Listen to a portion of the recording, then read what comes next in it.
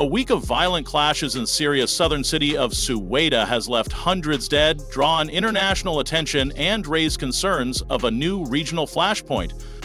The fighting, driven by sectarian tensions between Druze groups and Bedouin tribes, escalated rapidly before a fragile ceasefire was declared. Israeli airstrikes, U.S. condemnation, and humanitarian crisis warnings have all added to the complexity. This video breaks down what happened, why it matters, and what's next for Syria and the broader Middle East. Suwayda is a city in southern Syria, predominantly inhabited by the Druze, a unique Arab religious minority.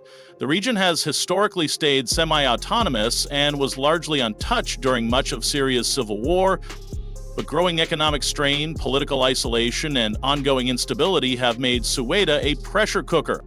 When clashes broke out last week between Druze factions and nearby Bedouin tribes, it ignited years of unresolved tension. Violence erupted when Syrian government forces intervened in tribal disputes between the Druze and Bedouin. Armed conflict intensified on the city's western edges, with both sides accusing each other of ceasefire violations. The Druze spiritual leadership accused government-aligned militias of stoking the conflict and demanded the full withdrawal of security forces from their areas.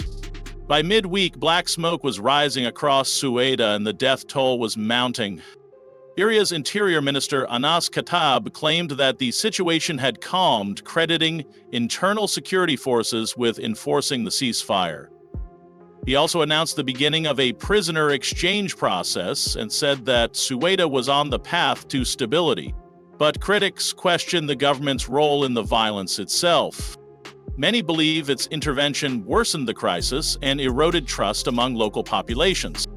In an unexpected twist, Israel launched airstrikes on Damascus, claiming it was acting to protect Druze populations in southern Syria. Since the fall of the Assad regime last year, Israel has kept a close eye on Syria's shifting power dynamics. Israeli ministers expressed concern over extremist Sunni factions gaining influence in Damascus, and their intervention suggests deeper distrust of the new Syrian government. The airstrike sent a clear message: Israel won't sit idle as Syria's internal conflicts spiral. The United States condemned the violence and called for an immediate pause to hostilities. Secretary of State Marco Rubio urged the Syrian government to prevent what he called violent jihadists from entering Suwayda and committing atrocities. The U.S. envoy to Syria, Thomas Barrack, emphasized humanitarian access and the need to protect civilians.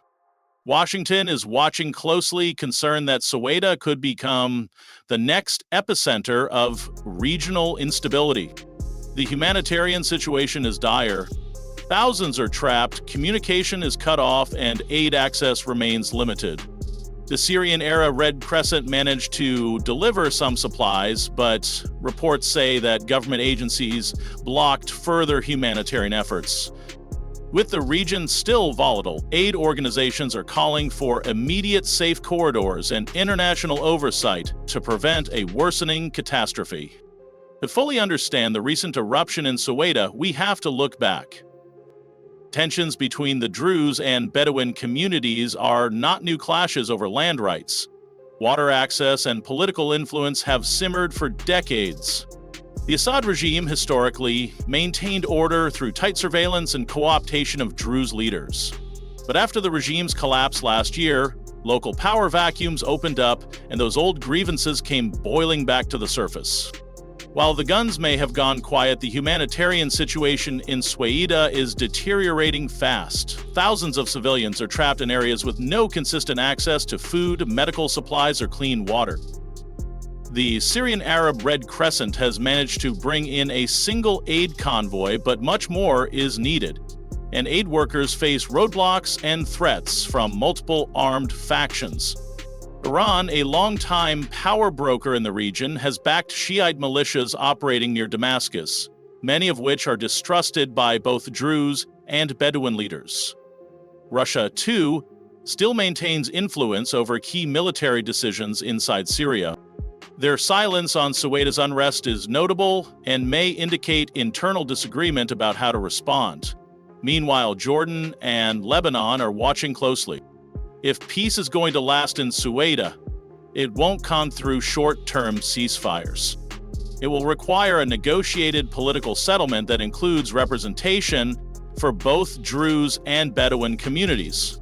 It will demand the demilitarization of the region, or at least the withdrawal of national militias and external forces, and it will take real international involvement.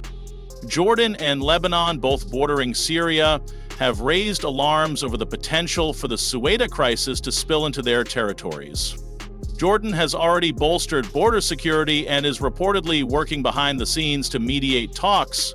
Lebanon, home to both Druze and Syrian refugees, has seen protests demanding intervention. Arab League countries are now being urged to step in diplomatically. Among the Druze in Suwayda, a rising youth-led resistance movement is gaining ground. Frustrated with both Damascus and tribal leadership, these groups are demanding autonomy, free elections, and demilitarization. Their presence has introduced new dynamics to the conflict and is shaping the way outside powers approach engagement in the region. One reason Suwayda's conflict has been hard to track is due to communications blackouts. Internet and phone access are spotty, and conflicting narratives dominate on social media. Both the Syrian government and militant factions are accused of spreading disinformation, making it harder for journalists and observers to verify facts on the ground. The unrest in Suwayda is not just a local issue, it has global implications. With Israel and the US now directly involved, and Iran and Russia monitoring closely, the crisis could evolve into a broader conflict. As global powers take sides, the potential for escalation grows, making international diplomacy more urgent than ever. Suwayda may be calm for now, but the region's deep divisions and outside interference make peace fragile. As international pressure builds, the world will be watching closely. Will Syria step back from the brink?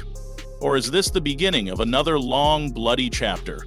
Stay tuned for updates, and don't forget to like, subscribe, and share your thoughts in the comments.